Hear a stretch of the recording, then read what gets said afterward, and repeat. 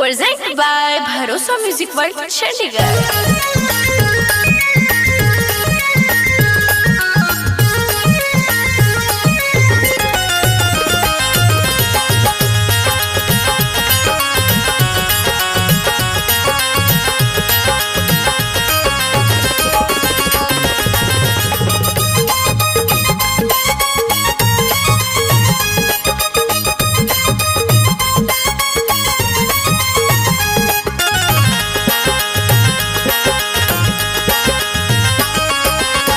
सच्चे जे मन से करै छी पूजा बाबा के बिना नहीं कोनो और दूजा।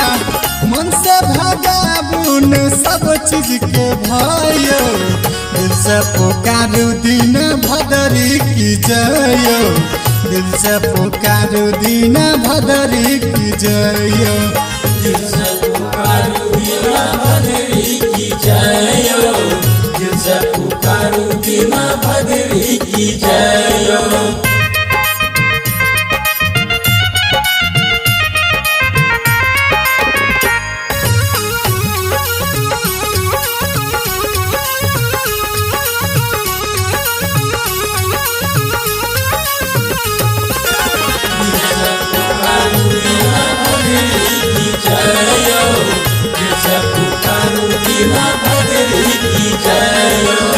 दया जे करे बाबा दिल के खोल के, खापू कटैया में चोला बदल के,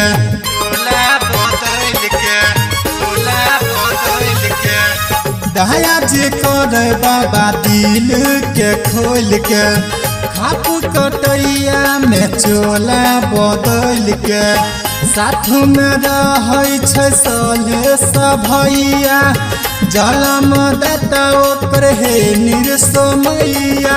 कृपा बघेसर के छै हो, दिल से पुकारू दिन भदरी की जयो, दिल से पुकारू दिन भदरी की जयो, दिल से पुकारू दिन भदरी की जयो, दिल से पुकारू दिन भदरी की जयो।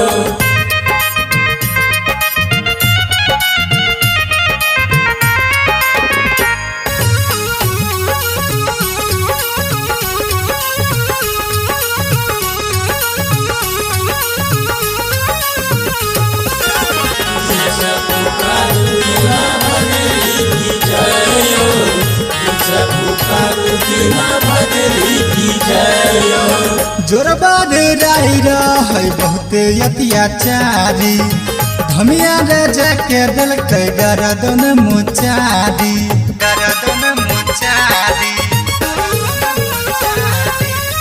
जोरबाद राई रहे बहुते अत्याचारी, धमिया राजा के दिल के गरदन मुचारी।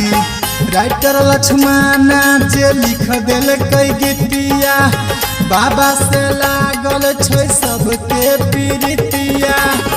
गुड्डू गौरव त भजन कहयो, दिल से पुकारू दिन भदरी की जयो, दिल से पुकारू दिन भदरी की जयो, दिल से पुकारू दिन भदरी की जयो, दिल से पुकारू दिन भदरी की जयो।